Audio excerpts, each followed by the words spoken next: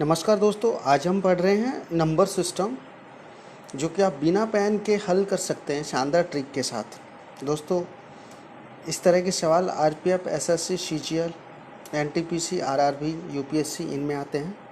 तो दोस्तों आइए हम देखते हैं हमारे पहले सवाल को। 5 की पावर 26 का वर्गमूल क्या है?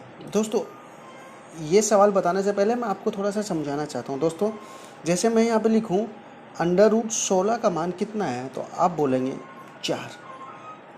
अगर मैं आपको दूसरे तरीके से बताऊं कि √16 को और आप क्या लिख सकते हैं, तो आप 4 की पावर 2 भी लिख सकते हैं। आप लिख सकते हैं दोस्तों। इस 4 का मतलब दोस्तों क्या होता है कि 4 की पावर 2 का होल स्क्वायर 1/2 होता है। 4 की पावर 2 का होल स्क्वायर 1/2 होता है। अब इसको 2 से 2 को काट भी सकते हैं, तो आप बराबर 4 लिख सकते हैं। आई होप आपको मेरा फर्स्ट जो विजन था समझाने का वो समझ गए होंगे। अगर आप √16 देख रहे हैं तो उसका मान होगा 4। अगर आप √16 है तो उसको 4 की पावर 2 भी लिख सकते हैं, और 4 की पावर 2 का मतलब होता है 4 की पावर 2 का होल स्क्वायर 1/2 होता है। तो 2 से 2 कट जाएगा दोस्तों, और यहाँ पे हमारा आंसर 4 हो जाएगा। तो दोस्तों इसी मेथड पे हम इस सवाल को निकालेंगे।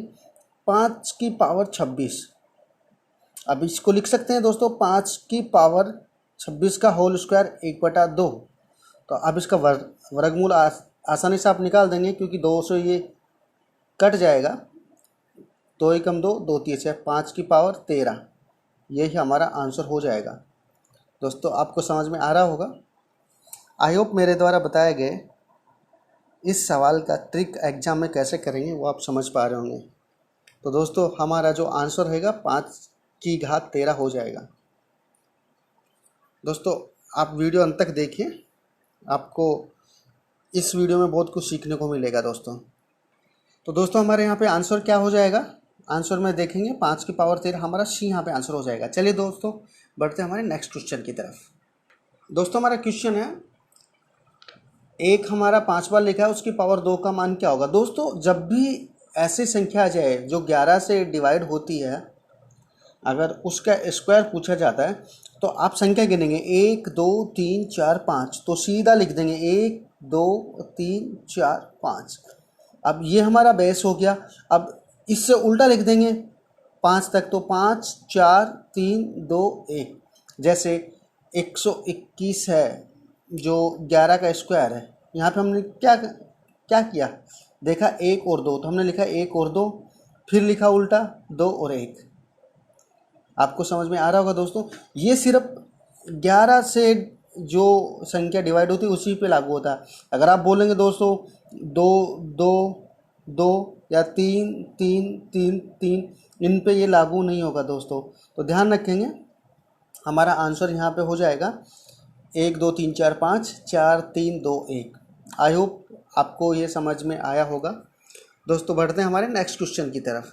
तो दोस्तों हमारे यहाँ पे आंसर हो जाएगा, देखेंगे 1 2 3 4 5 4 3 2 1, सी हमारा आंसर हो जाएगा।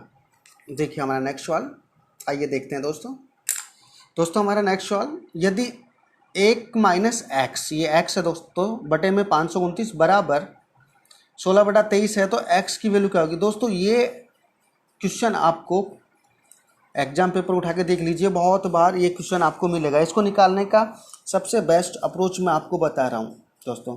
उससे पहले मैं आपको कुछ समझाना चाहता हूँ दोस्तों। जब भी ये 16/23 दिया जाएगा, तो इस 23 का इससे लिंक कुछ ना कुछ इसका संबंध निकलेगा, क्योंकि इससे अगर कोई संबंध नहीं निकला तो ये सवाल ट्रिक से नहीं हो पाएगा, और ऐसा सवाल आएगा भी नहीं। यहाँ पे जरूर 100% इससे इसका संबंध निकलेगा। देखिए यहाँ पे इसका संबंध क्या है, ये 23 का स्क्वायर है 529, देखिए संबंध निकल रहा है। तो ऐसे में हम क्या करेंगे, 16 का भी स्क्वायर कर लेंगे, 16 का 256 होगा, 16 का 256 होगा। इसमें जो अंतर आ जाएगा वो हमारा आंसर हो जाएगा, एक्स का वैल्यू निकल जाएगा। तो 9 में से 6 गए 3, 12 में से 5 गए 7, और 3 में 5 में से 1 यहाँ पे चल जाएगा, यहाँ पे बचे 4, 4 में से 2 गए तो 2, तो x के बराबर 273 हमारा आंसर हो जाएगा।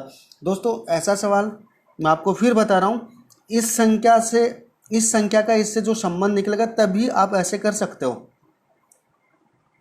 क्योंकि अगर आप इससे इसका संबंध नहीं निकल रहा है तो आप फिर नहीं कर पाएंगे। ये हमारी एक ट्रिक है जो आप ध्यान रखेंगे, और 99% इसका इससे संबंध निकलेगा।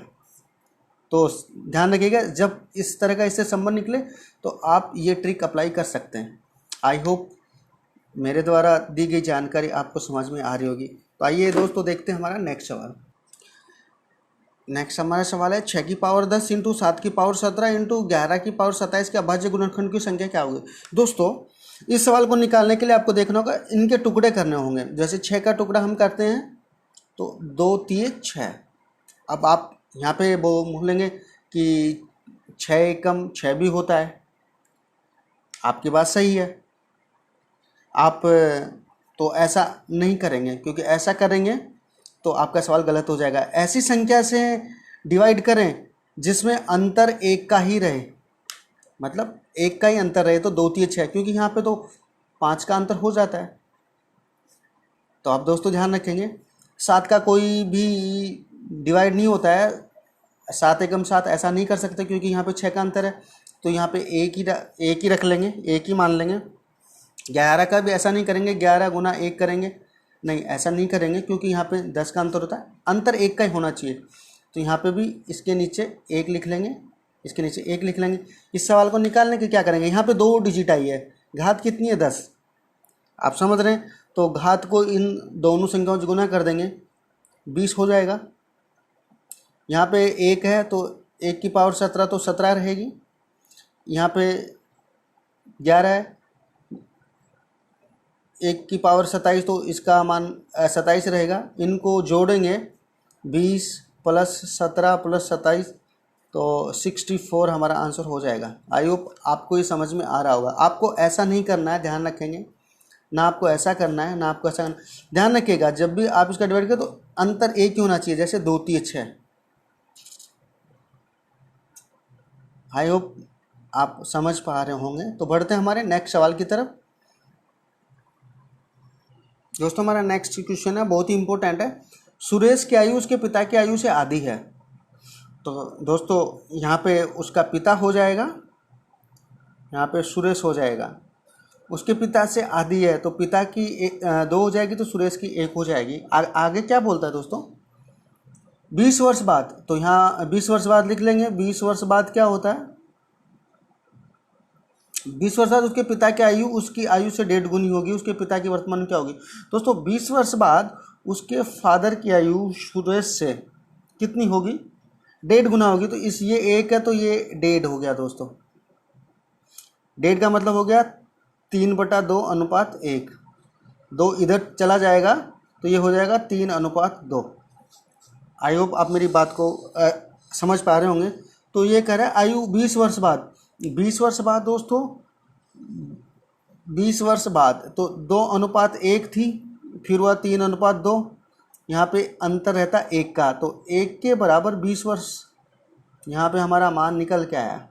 1 के बराबर अगर हमारा 20 वर्ष मान निकल के आया है, तो अब इसमें पूछा क्या गया है, उसके पिता की वर्तमान आयु क्या है। देखिए ये वर्तमान आयु है उसके पिता की, ये 20 वर्ष बाद है।